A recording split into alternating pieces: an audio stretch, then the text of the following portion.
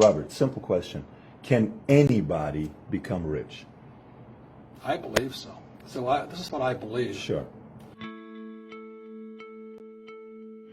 know, when you and I go to the supermarket and we buy a carton of milk, we always check for the expiration date. But most people do not check for the expiration date on their brains. Too many people look at, well, what's going to happen to me? When you look at the big picture, you're also going to know that when something bad happens, something good's going to happen. But you got to prepare for whatever is coming. If you think the next 20 years will be like the last 20 years, you're going to get creamed. In every one of us is a poor person. There's still a poor person inside me. And I still go to the supermarket and say, oh, Crest is on sale or Colgate's on sale. There's also a middle class person. And the middle class person wants security. They want that steady paycheck. And that is a rich person.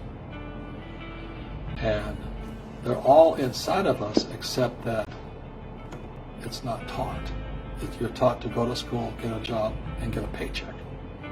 You're not taught to how to get rich. If you read Rich Dad, Poor Dad, my rich dad refused to pay me. He said the paycheck was one of the most damaging things you could take in your life. He says the moment you take a paycheck, you're an employee. And that's the mindset. So my rich dad never paid me. It drove my poor dad, government employee, nuts. You gotta pay people, you gotta pay people. And Rich Dad was not saying that the paycheck was bad. He says you didn't want to be a slave to money.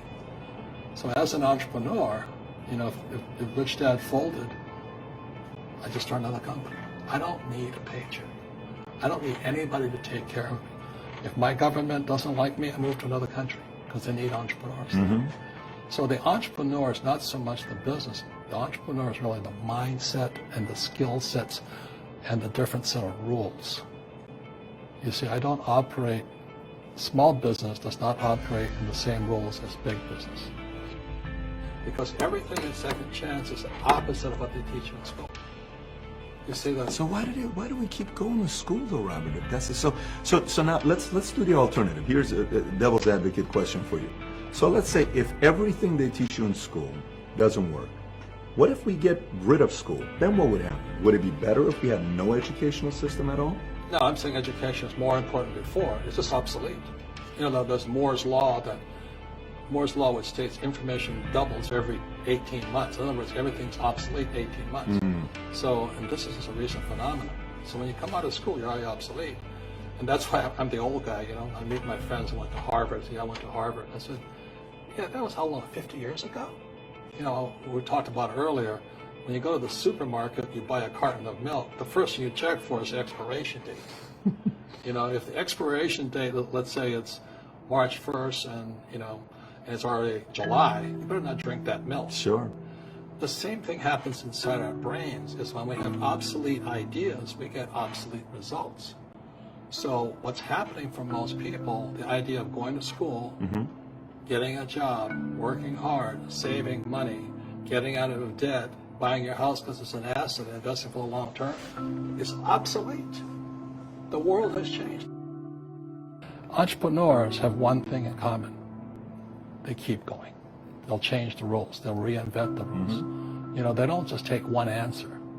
So a real entrepreneur, it really makes no difference which country you're in.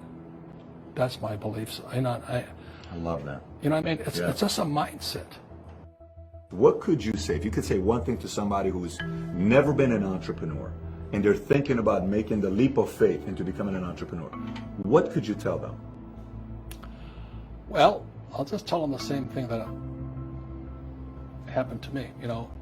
My last paycheck, I still remember it clearly.